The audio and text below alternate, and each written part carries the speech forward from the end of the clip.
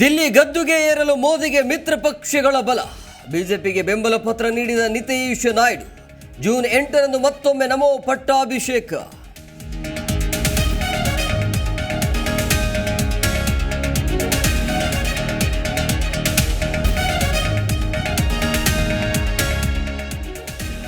ಎನ್ಡಿಎಗೆ ಸೆಡ್ಡು ಹೊಡೆಯಲು ಇಂಡಿಯಾ ಒಕ್ಕೂಟ ಸಜ್ಜು. ದೆಹಲಿಯ ಖರ್ಗೆ ನಿವಾಸದಲ್ಲಿ ಹೈ ವೋಲ್ಟೇಜ್ ಮೀಟಿಂಗ್. ಸರ್ಕಾರ ರಚನೆಯ ತಂತ್ರಗಳ ಬಗ್ಗೆ ಸಮಾಲೋಚನೆ.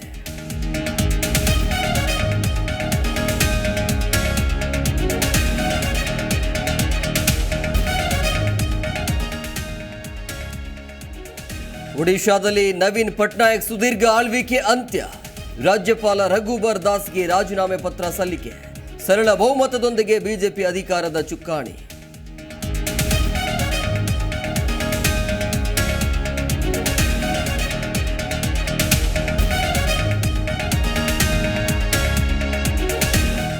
ಸೋಷಿಯಲ್ ಮೀಡಿಯಾದಲ್ಲಿ ಪ್ರದೀಪ್ ಈಶ್ವರ್ ಸಿಕ್ಕಾಪಟ್ಟೆ ಟ್ರೋಲ್.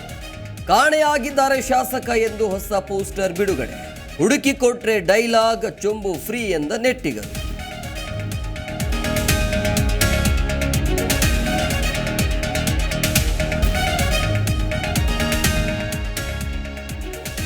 ಚಲಿಸುತ್ತಿದ್ದ ಶಾಲಾ ಬಸ್ ಚಾಲಕನಿಗೆ ಹೃದಯಾಘಾತ.